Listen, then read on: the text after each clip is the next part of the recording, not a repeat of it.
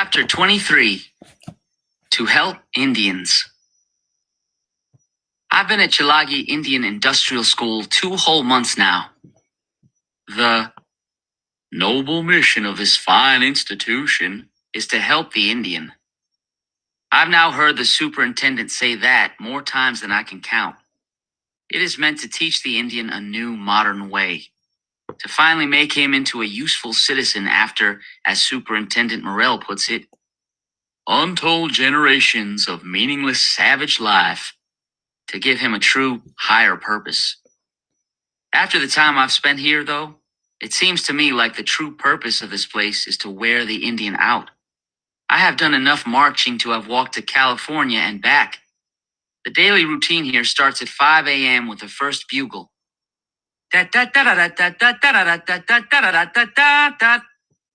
Reveille, assembly, close order drill, even before morning mess.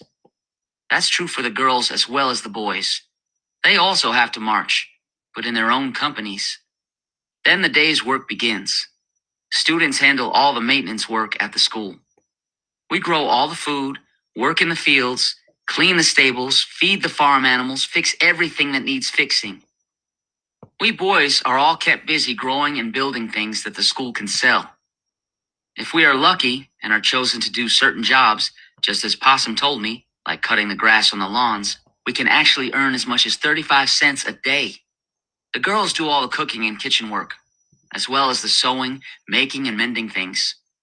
Some of the boys who have sisters or cousins in the girls' houses have told me about what those girls have to do every day.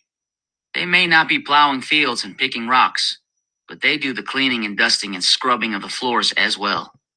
So they do not have it easy. My first 2 weeks here, even though I thought my hands were used to hard work, I ended up with big blisters on my palms. I had cloth bandages wrapped around both hands, but it didn't prevent me from having to keep on working. Bleeding hands or not, if you don't do exactly as you are told, you get demerits. If you stray off a walkway and step on the green grass, you get demerits. If you are late to class, you get demerits. If you make too many missteps in close order drill or your uniform is not neat, you get demerits. It's not just the staff who can give you demerits. It is also the older students who have been chosen to be monitors. So someone is always watching you during the day, including that man on top of the water tower. Get enough marks on your red card and you get punished. Loss of privileges is one punishment, being told you can't take part in social activities or go to town once a month. There are worse punishments too, even though they no longer use the whipping post, which is still standing by the parade ground. It's a log half buried in the ground with iron rings on it 5 feet up where a boy's hands could be fastened. Being sent to break rocks down where the creek runs closest to the school grounds is still common practice. Making big rocks into little rocks, just like you were on a chain gang. Scrubbing floors on your hands and knees is another punishment you get for too many demerits. My behavior since I've been here has been so good that I hardly have any demerits at all. Even though the one thing that was on my mind all the time for the first week here was the one that would have earned the harshest punishment, running away. Not only do you lose all your privileges, as soon as they drag you back, they shut you up in a dark room for a day or more with just bread and water and a bucket for a latrine. Among my friends, that has happened to most of them at one time or another. I sure as blazes do not want that happening to me. By the time the last bugle comes at 9 p.m., after evening assembly, some boys are so tired they can barely drag themselves up the stairs to fall into bed without even bothering to wash up or take off their clothes. They're too tired to do the one thing that so many of us dream about doing: running away and never coming back again. Thinking of running, I continue to be a disappointment to Sergeant Chapman, our drill captain. He has now asked me 3 times to come to track practice. Make some use of that God-given speed of yours, Bird, he keeps saying. We could use you in the 100 in the last leg of the relay. He's explained to me, more than once, the benefits of being on a sports team. Not only would I get time off from the various duties around the school, I'd be able to get away on trips to compete against other schools. Where's your school spirit? He asked me. I have just listened and said nothing each time he's tried to convince me. I don't want to get involved in this place any more than I am. It's enough that I have a bunch of friends in our Creek gang. I don't need more than that. I don't intend to stay here a day longer than I absolutely have to. As soon as Pop gets back from Washington with his bonus money, I'm going to be out of here for good. School spirit is something I don't care about or even intend to have.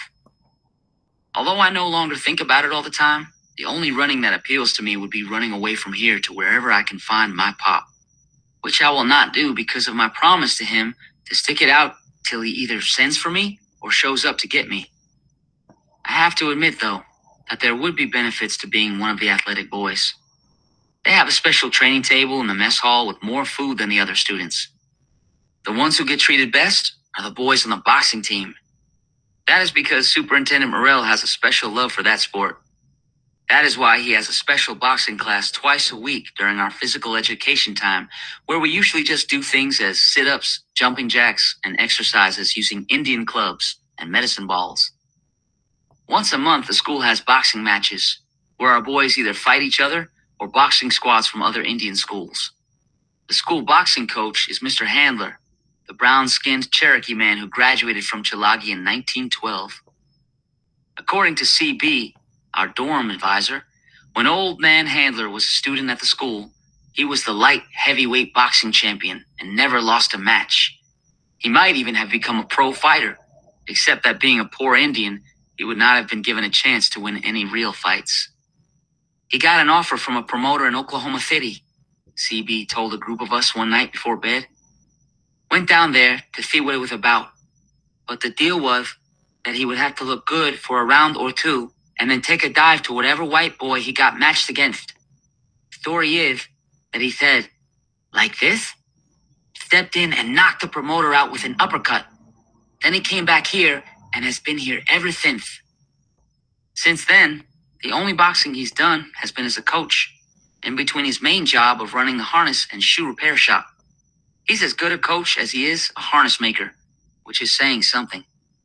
Though he does sometimes go on a bit about how this sport came to be in England with its Marquis of Queensberry rules. England. That's where Pop and his regiment of 3,800 men went first before being sent to France. I remember Pop describing how it looked as they got close to the English shore. And I'm on that boat. I can see the white chalk cliffs of Dover ahead of us as our troop ships near the land. I can smell the salt spray, hear the harsh voices of seagulls as they circle around us. Bird. I open my eyes. Mr. Handler is staring at me and holding out a pair of boxing gloves. Your turn, he says. Against who? I'm thinking as I slip on the gloves. Then I see who's stepping into the circle that is serving as our boxing ring. It's Bear Meat, a big grin on his face. Oh my. Go get him, Jay, Possum yells. Bear Meat, the leader of our gang, outweighs me by a good 50 pounds.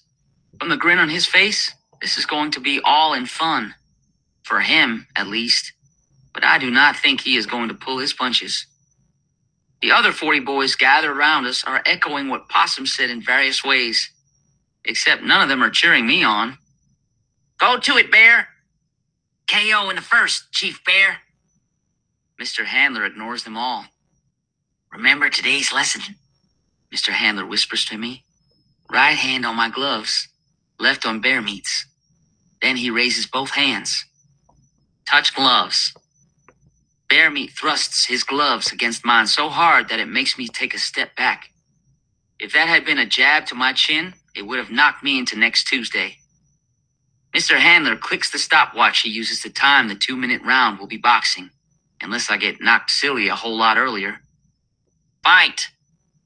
Bear Meat steps in with a lazy, looping roundhouse right. I duck under it and dance back, gloves up in front of my face. Come on, Jaybird, Bear Meat growls, still grinning.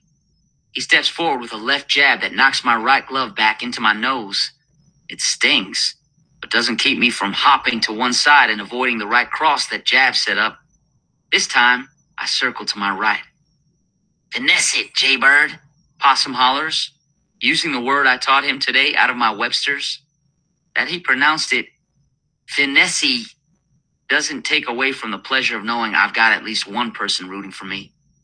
The sudden thudding of bear meat's left against my right shoulder diminishes any pleasure I'd been feeling.